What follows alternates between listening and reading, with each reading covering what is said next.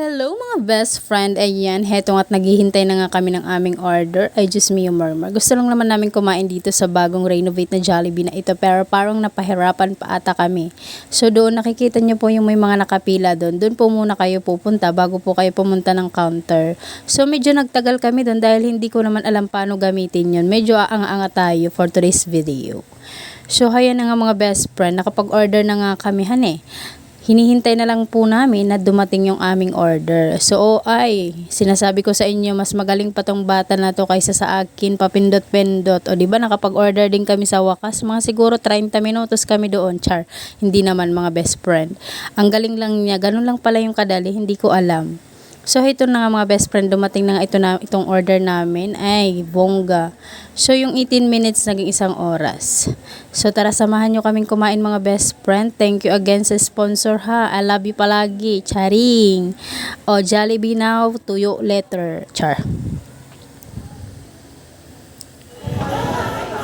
Kain tayo guys.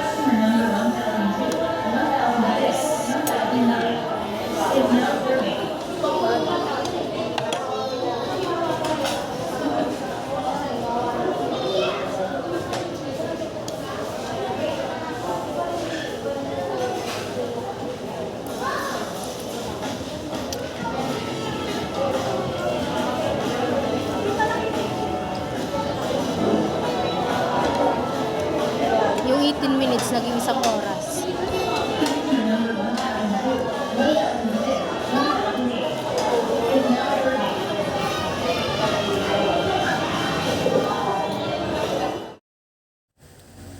So, heto na nga't bibilisan ko na dito kumain para mabilis naman tayo matapos dito mga best friends. So, hindi po namin naubos to, syempre. Take out. Dito na namin sa bahay inulam. Inulam pa namin ng gabi at saka this morning. Monday, so may pasok na naman.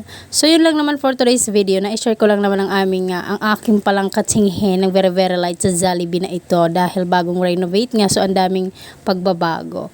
So, thank you again for watching and don't forget to follow. Bye! Love ya!